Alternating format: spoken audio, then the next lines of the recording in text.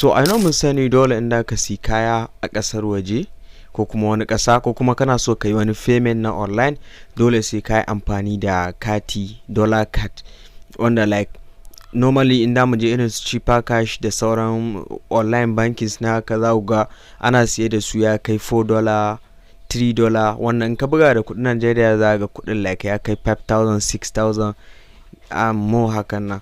And even ko kuma kaya kake son siya AliExpress da ga ko kuma irin Timo za ga ana ce ka biya ka si kati, dole ka yi amfani da kati.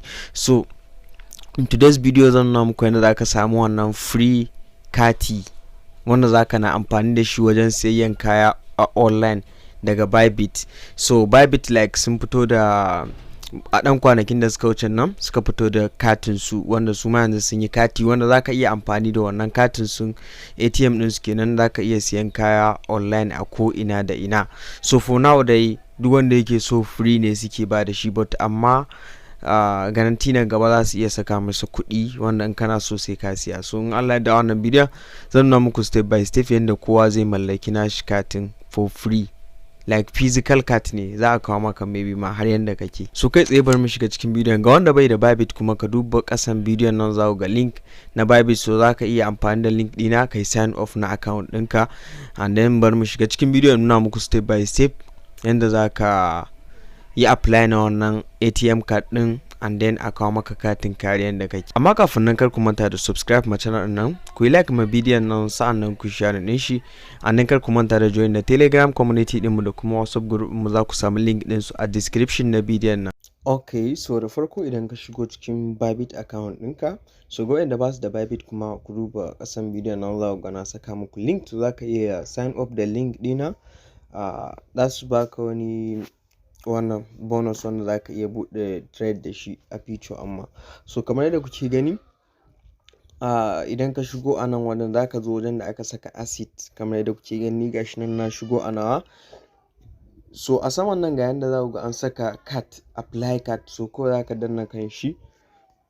After ka danna kan shi, so za ka ɗan jira shi. So kamar yadda kuke gani zai nuno maka haka. So ga yanda katin sa yake, akwai virtual akwai kuma physical card kamar yadda kuke gani. So duk nan ƙarin bayani ne game da card ɗin.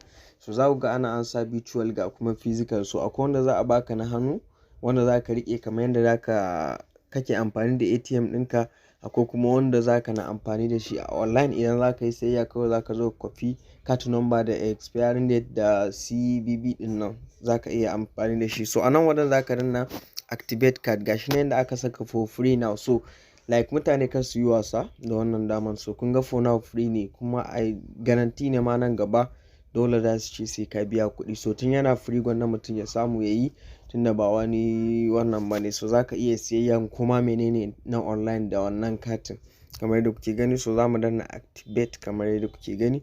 So bayan mun danna activate gashi nan zai yi selecting yanzu akan kasan mu, gashi nan Bybit card base currency USD, so like dollar kenan. So za mu danna. So in kuma kai ba kan kasan da kake kama maka ba, za ka iya danna kai selecting kasan da kake. So kamar yadda kuke gani gashi nan after ya kawo mu nan wajen gashi nan Bybit card application are restricted to resident of selected country. Okay, so kamar yadda kuke gani gashi nan verify again, za mu yi clicking akan shi. za mu sake verify na account din mu na Bybit. Ba wai account ɗinka na Bybit din za ka sake verify ba, kun gane. Bari ya kawo mana. So idan ya kawo mu nan wajen, so a nan wajen za ka yi selecting katin da kake da shi. So za mu yi selecting ID card kamar yadda kuke gani gashi nan, sai ka danna continue. So idan ka danna continue kamar yadda kuke gani, identity verification, so za mu yi verify yanzu kamar yadda kuke gani. So normally kamar da yadda ka verify account ɗinka na farko, so like za ka kawai sake ne, kawai za ka tikin account na wajen ka danna wannan waiting for camera. So zai buɗe maka camera wanda za mu yi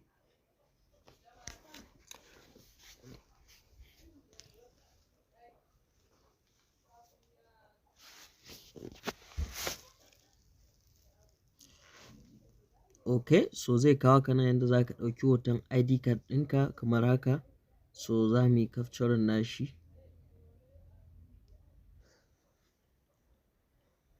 ok, so zai kawo ka nan kuma za ka ɗauki bayan id card ɗinka kamar yadda kuke gani. So za ka juya bayan shi sai ka ɗauki hoton shi ma. Ok, so yanzu gashi nan an yi receiving document namu kamar yadda kuke gani. We are processing your data. So like kamar yadda kuke gani gashi nan, your verification document has been successfully submitted, please hit back to return.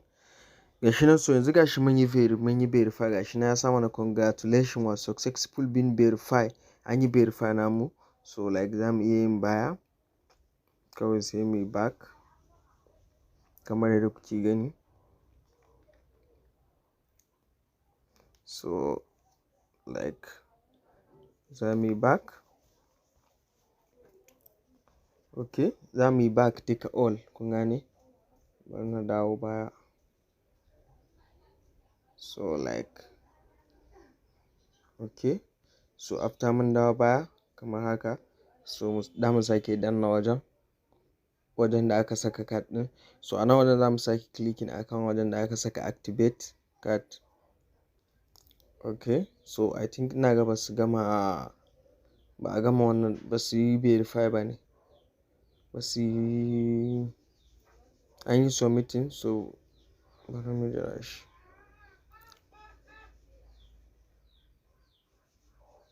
Ok, so kamar yadda kuke gani gashi nan, identity verification in progress. So for now ba su gama verify ɗinmu ba. So yanzu bari na ɗan jira shi, like zan ɗan yanke bidiyon zuwa anjima an suka yi verify in ci gaba da bidiyon. Ok, so yanzu gashi nan identity verification gashi nan an yi successful, yanzu sun yi verify ɗin wannan ɗin da muka yi, ɗaukan hoton id card ɗina na gaba da baya. So nan kawai za ka yi clicking akan next kamar yadda kuke gani. So after ka yi clicking akan next, so like za mu ɗan jira shi ya buɗe. Ok, so after ya buɗe maka a nan wajen za ka cike wayannan form ɗin wanda zan nuna muku step by step. So na farko gashi nan dama yana kan ƙasanmu ne. So nan wajen suka tambaye ka street, wato street ɗin anguwanku kenan ko. So gashi nan building number, city, postal code, gashi nan everything da so da aka tambaye ka a nan wajen za ka cike wayannan abubuwan. So ni yanzu bari na cike nawa like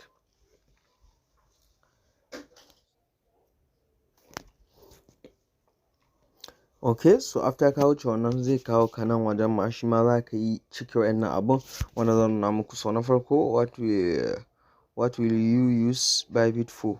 So whether me za ka yi amfani da Bybit, investing or long time holding, trading on Bybit, fiat gateway and Bybit card. So za ka yi choosing ɗaya a nan wajen. So like ni ina trading a Bybit.